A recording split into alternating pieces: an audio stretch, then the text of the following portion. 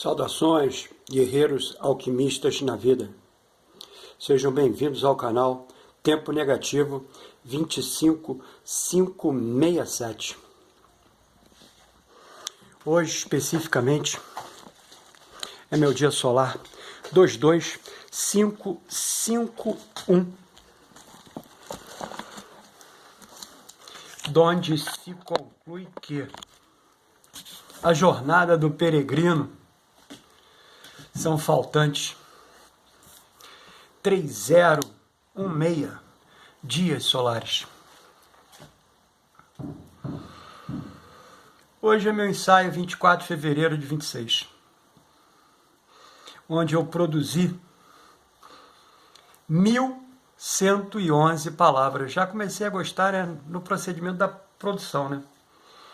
Quando eu acabei de produzir, inevitavelmente, né, ela estava lá com 1112 palavras. Eu falei, não pode ser isso, né?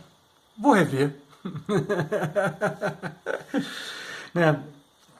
Essa consciência mundana, né, adepta inevitavelmente, né, aos rituais gnósticos, né, de elevação, de magnetização, de baixo para cima, de eletrificação, de cima para baixo, né? Faz leituras, né? E dentro dessas leituras, né, o 11 acaba sendo mágico para mim, né? Até entendo, né, que numerologicamente, né, o 1111 ele tem uma representação do 4 dentro de uma escala pitagórica, mas não importa, né? Para mim, a mágica estava ali na representação, né? O 1111.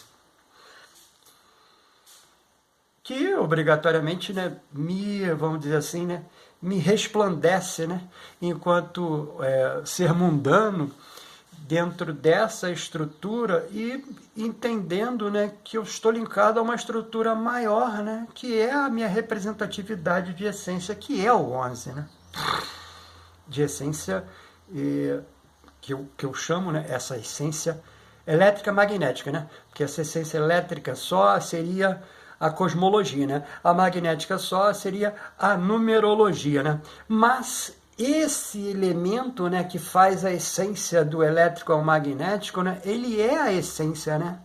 É a data, né? É o tempo, né? É a existência, né, do primo mobile para baixo, né?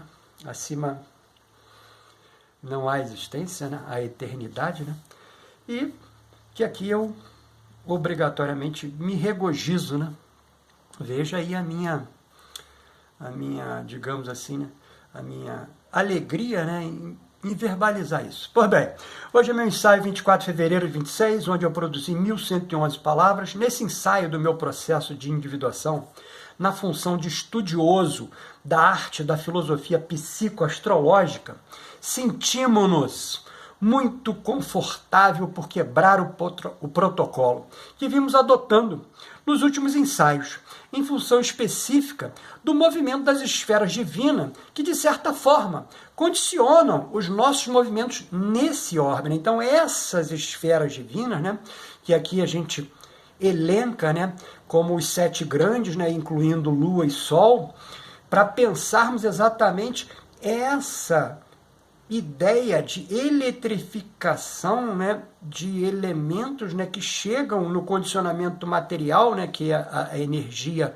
elétrica, para dentro dessa mônada, né, que vai fazer um exercício, é claro, amparado por um outro movimento, né, de baixo para cima, que é o movimento magnético, mas que obrigatoriamente essas divindades, elas não estão somente acima, elas circundam toda a nossa estrutura, né?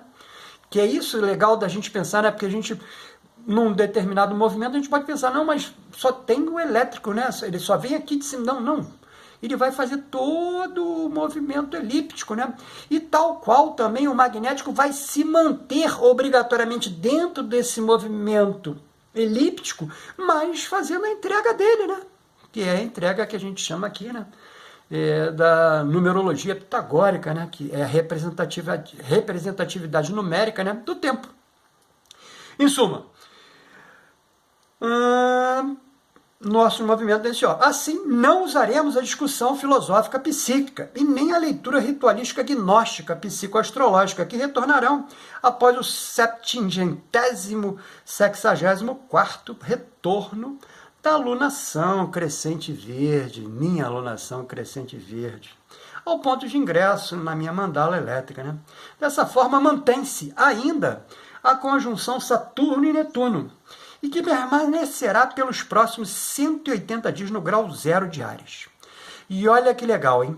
Vou fazer um comentário rápido, que é algo que eu já estou aqui, de alguma sorte, elucubrando, né, para manifestar, né? Eu vou fazer um movimento específico, né, de 180 dias, a contar da situação da entrega, né? Porque esse movimento já é anterior, esse movimento é do 14 de fevereiro, né? Onde o Saturno e o Netuno se linkaram no 0 de Áries, né? E obrigatoriamente, por 180 dias, eles vão ficar no 0 de Áries. Não o Saturno, né? O Netuno vai ficar no 0, mas a linha de transmissão do Saturno na sua elíptica continua conjuntiva ao Netuno no 0, né? Então, o Saturno, até o 5 grau de Áries, ele é conjunto astrologicamente, né, que é uma das nossas leituras aqui, né, dentro dessa influência de transmissão una, ou seja, duas divindades juntas transmitindo, cada um dentro da sua especificidade, algo para nós, consciências mundanas, né? Então esse movimento é mágico, eu não posso deixar passar dentro da nossa proposta aqui, que hoje, principalmente, a gente já entende por todos esses ensaios que a gente vem apresentando, né, que nós somos, não somos personagens, né, nós somos um mecanismo de entrega, né, nós somos uma ponte, né, de leitura, né, para todo esse orbe, entre aspas, né, que de alguma sorte sincronicamente se alinha. E ao se alinhar, com certeza absoluta, tenho essa dentro da minha concepção, mesmo que superficial, de intelectualidade, né, que o alinhamento ele se dá pela necessidade do desenvolvimento. E assim, especificamente, esse movimento, né, divinatório, né, nós vamos trazer aqui para fazer uma entrega especificamente de uma produção nossa que estamos aqui, digamos assim, né, conjecturando. Então, nos próximos 180 dias, no grau 0 de Áries, atuando nas mandalas elétricas das consciências encarnadas, através de 4 frentes distintas. Isso que a gente quer trazer, hein? 4 frentes distintas, que hoje, né, nós vamos trazer para quem? Para dentro do peregrino, né, pô? O peregrino é o nosso grande modelo, né, que a gente olha para ele e fala, ué, mas é assim mesmo? Vamos pensar, vamos escrever isso, e a gente escreve. Convencionando, né? A gente escreve, lê, reescreve, até a gente... É isso. Muito bem. E através de 4 frentes distintas, a casa dessa ocorrência, a identificação com o ascendente, a projeção do Sol e, por fim, a emocionalidade da Lua. Então, é esse movimento quadripartido, né, que a gente quer, vamos dizer assim, conjecturar e materializar para fazer a troca, né, com as outras consciências, né? Essas quais direcionam o meu foco, respectivamente, para. E aí tá, né, o mensageiro, a mandala elétrica do mensageiro. A primeira frente, casa 12.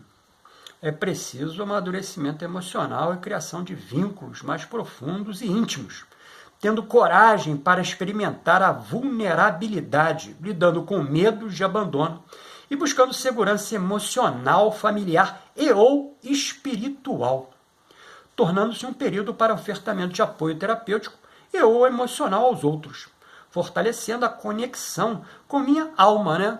Aqui a tripartição, né? Manas, Budi e Atman, né? Que a gente pensa aqui no terapia para a psique. Então, o primeiro movimento, a identificação da casa da ocorrência, está ali, né? O peregrino, esse movimento está ocorrendo na casa 12, especificamente trazendo uma leitura própria para ele, que aqui a gente pôde, vamos dizer assim, materializar na escrita, né? Para a segunda frente, essa segunda frente, a gente pensa, né, a identificação com o ascendente, o ciclo pede enraizamento e purificação simultâneos, ou seja, a construção de identidade sólida no Saturno, né, dissolvendo ilusões e heranças psíquicas no Netuno. Né? Um período menos de exposição externa e mais de maturação interna. Né? Estamos fazendo isso. Preparo silencioso para o salto futuro mais autêntico e estável. Seguido pela terceira frente, né? A projeção do Sol. O período pede equilíbrio entre ideal e estrutura. Saturno exige responsabilidade e critérios nas relações. Netuno inspira propósito coletivo e visão mais ampla. Integrar lucidez e sensibilidade permitirá construir redes alinhadas com valores autênticos e projetos viáveis para o futuro. Finalizando com a emocionalidade da Lua. O período pede integração entre rigor mental e imaginação criativa. Saturno organiza o pensamento. Netuno inspira.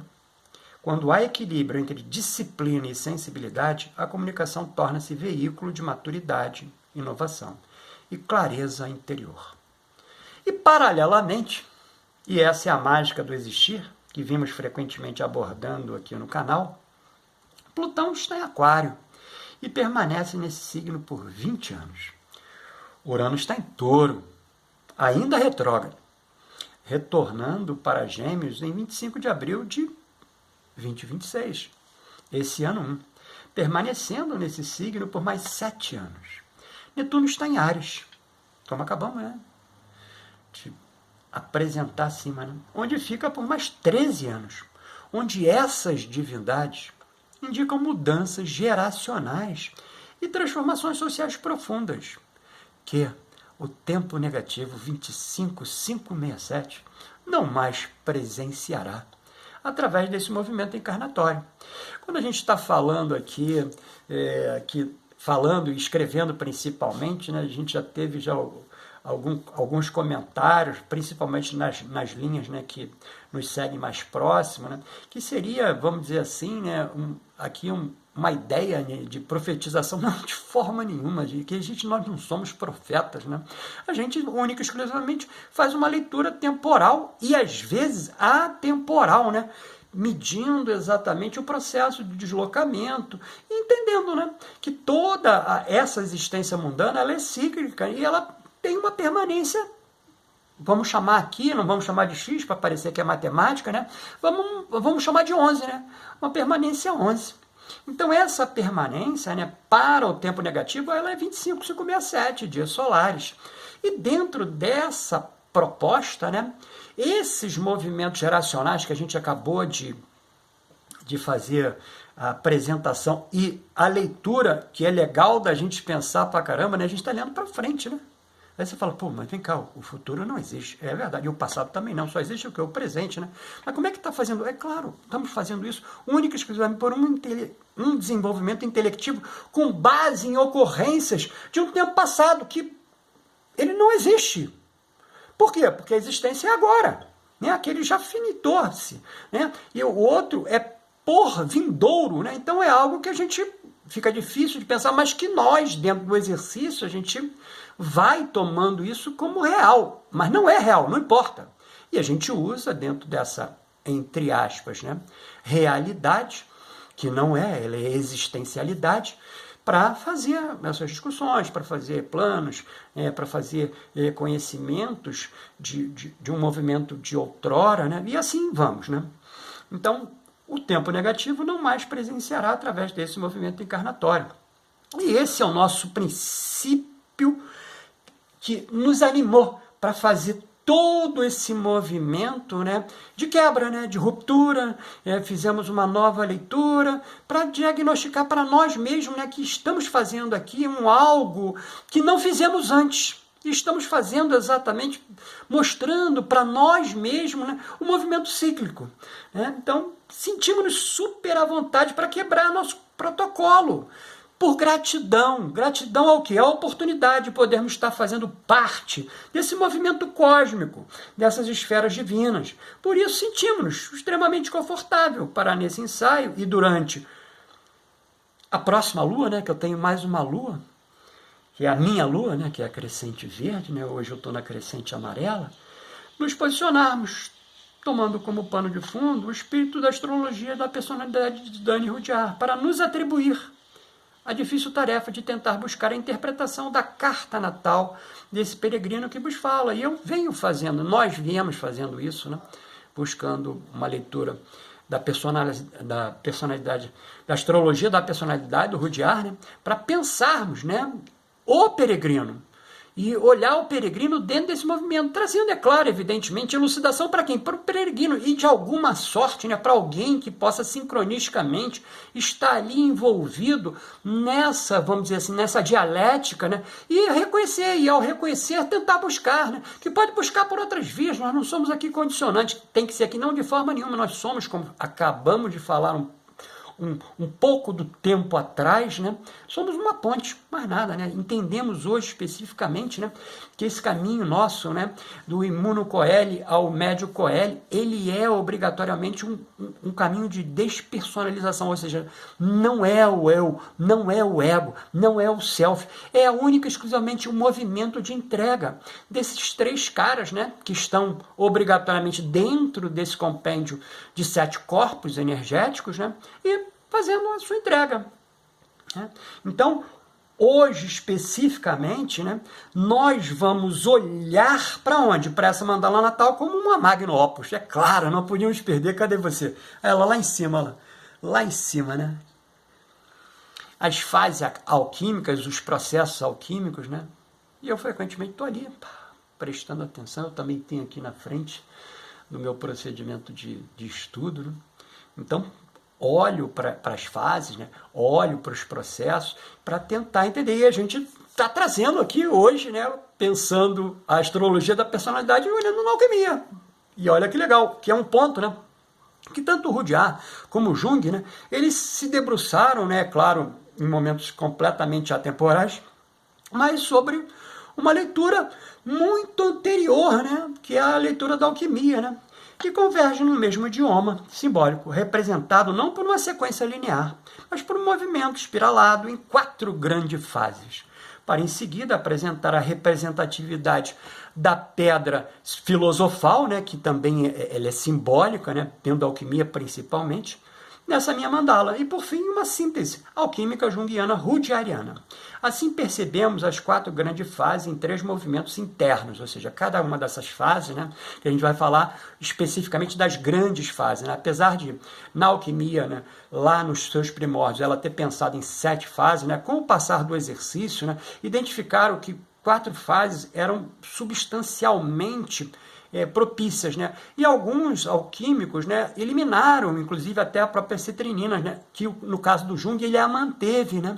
E aqui a gente também está trazendo, né, nós somos adeptos, né, ao conhecimento junguiano, estamos trazendo também as citrinitas, né? Então, falaremos obrigatoriamente das 4 grandes fases alquímicas, né? Muito bem, a primeira fase é o nigredo, né? Entendido nesse nosso movimento da nossa mandala elétrica, né, dentro do magno opus, né, como a descida da luz na matéria, né, o primeiro movimento interno, que a gente chamou de correspondência, é o ascendente touro, a forte concentração de planetas em touro, o nodo sul em Capricórnio, e o imuno-coeli em Leão, é o fogo enterrado, né? Então a gente está olhando exatamente a descida da luz, né, a mônada, e se estruturando a nível material, né, nesse mundo encarnatório. O segundo movimento interno dessa fase do nigredo, né, que a gente pensa como o sentido alquímico, né, o nigredo não é sofrimento psicológico, é encarnação radical. Na carta, o self começa pesado, lento, imerso na forma, no corpo, no tempo. O fogo leonino do imuno-coeli não brilha. Ele queima por dentro. O terceiro movimento interno da nigredo, da nossa nigredo, né, dentro da nossa carta, da nossa mandala elétrica, é a experiência-chave, né, que é a sensação de densidade, de responsabilidade, de ter que aguentar a vida. Aqui a gente colocou aguentar especificamente aspiados, né, para pensar exatamente é essa ideia da descida, né? Então, precisamos ter força suficiente de suportar todo esse movimento para que haja a continuidade do caminho, né? Então, aqui a matéria ainda não sabe que contém ouro, né? Ela está completamente, vamos dizer assim, obscura, né? Então, é aqui que é legal da gente pensar as fases alquímicas, né? Que o alquimista vai poder trabalhar, e por isso ele elencou todas essas fases, com a experiência visual daquilo que ele está tomando como prática naquele movimento, né? A segunda fase é o albedo, né? A purificação pela crise. Legal pra caramba a gente pensar isso aqui, a gente pôde trazer isso, né? O primeiro movimento interno da albedo, né, que seria a fase de correspondência, é o descendente em Escorpião, o Netuno em Escorpião. E as relações como campo de morte simbólica. Então quer dizer o quê? Nesse movimento da albedo, né, vai ser necessário que a crise se apresente para que haja a purificação, né? Olha que legal, isso é alquimia pura. É alquimia pura, né? Solve e coagula, solve e coagula. E, é claro, dentro de um atanor nas mais altas temperaturas, né?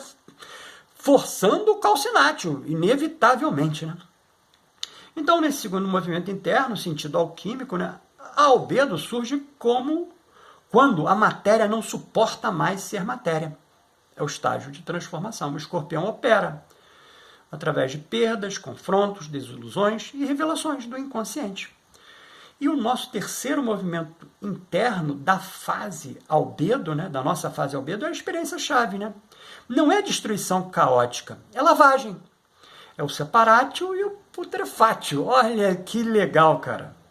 Não existe quebrar, existe desnudar, ou seja, está sendo retirado todos aqueles elementos que não são próprios mais, né, da continuidade elementar do processo de purificação, né?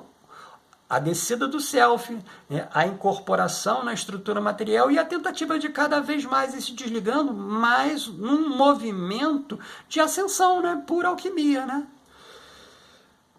Show de bola. A terceira fase, citrinitas, como a gente fez questão de comentar aqui, né? É o nascimento do sentido.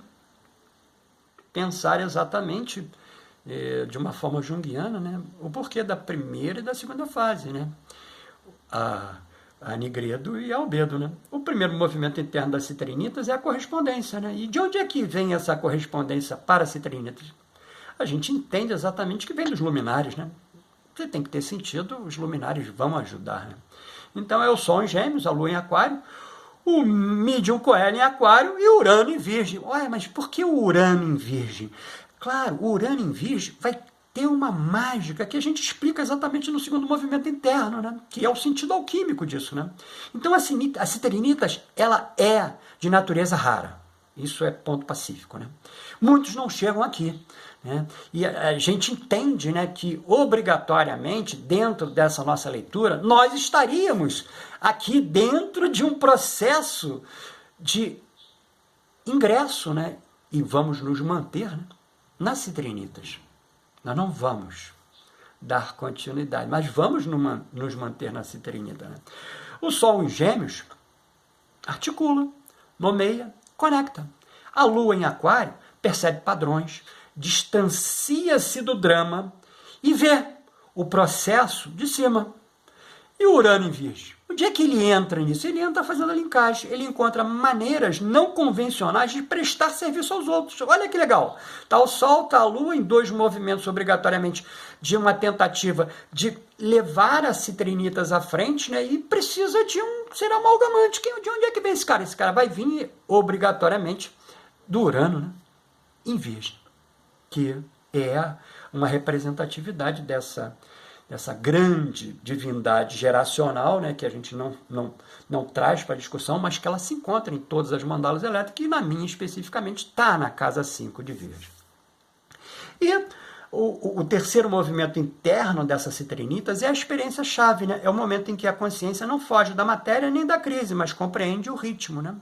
Que é o que a gente vem tentando fazer aqui no canal, né? Compreender o ritmo necessário para que a gente possa dar, digamos assim, né, a estrutura de cumprimento desse, vamos dizer assim, desse movimento que nós viemos aqui para realizar. E a quarta fase de rubedo, né, é a encarnação do ouro. E aqui, bastante metafórico, né, o ouro sendo, por assim dizer, né, a matéria-prima dessa divindade interior que a gente chama de mônada, né, que é a centelha elétrica, né, dentro, evidentemente, de uma proposta alquímica, que a gente está fazendo essa discussão aqui com base na alquimia. O primeiro movimento interno da rubedo, né, são as correspondências, que é o retorno ao ascendente em touro, o Vênus em câncer, né, juntamente, né, esse movimento, né, do Vênus em câncer com o nó do norte, o nó do norte em câncer. Por quê? Porque o nó do norte seria o caminho final, né, digamos assim, né, de conquista do trajeto desse peregrino, né? Ou seja, cheguei em nó do sul, no Capricórnio, e vou sair em nó do norte, no câncer. Saio completo? Não, saio no caminho, né? Que o 25567 a gente imagina, né, que a gente não chegamos assim a ter realmente, né, essa capacidade, né, de dentro de uma linha psicoastrológica, né, de cumprir o caminho do nó do norte em câncer. E aqui, obrigatoriamente, dentro desse primeiro movimento, a gente pensa na integração corpo, afeto e o sentido, né, que é a ideia do rubedo, né. O segundo movimento interno, o sentido alquímico, é rubedo, não é êxtase permanente, é vida consagrada. O ouro não abandona a matéria, ele a habita conscientemente. Na carta, rubedo se expressa como capacidade de sustentar vínculos vivos, cuidado, presença, construção de algo que nutre outros. O terceiro movimento interno dessa fase da rubedo é a experiência-chave, a que o touro deixa de ser peso e se torna vaso. A pedra filosofal na carta, a pedra não é um ponto. Ela é uma relação viva entre o eixo touro-escorpião, forma transmutação, e o eixo leão-aquário, coração-humanidade. Quando esses dois eixos se cruzam, conscientemente passa a existir o ser. E aqui aspiados duplamente, que é ao mesmo tempo circular e impessoal. A nossa síntese alquímica junguiana rudiariana, aquilo que suportamos na matéria, atravessamos na crise, compreendemos no sentido, agora podemos oferecer como presença à vida. A carta natal não pede fuga do mundo, nem dissolução do eu, nem heroísmo espiritual, pede algo mais raro, permanecer inteiro enquanto o processo acontece. Então, ficou interessado nessa verbalização do meu processo de individuação? Então adquire nossa mais recente produção, o plano prático de autoconhecimento do processo de individuação no viés junguiano, é claro, que está disponível aqui na descrição desse vídeo. E aproveita e escreve aqui nos comentários sua opinião, mas não esquece de adicionar o WhatsApp, hein? Que estamos disponibilizando em PDF pelo valor simbólico de R$ 11,18, um método terapêutico para a psique. Aquele ali, o frontispício dele está ali, ó. Para, em contextos terapêuticos, acompanhar e auxiliar outros guerreiros alquimistas na vida, a lidar com emoções difíceis, traumas e outros desafios emocionais que vamos juntos buscar o nosso equilíbrio. E só a nível de comentário, né, nós abrimos, né, o tempo negativo no Facebook e no Instagram. Para quê? Para fazer um processo de continuidade dentro dessa ruptura que aqui a gente marcou. Você nos vê no próximo vídeo.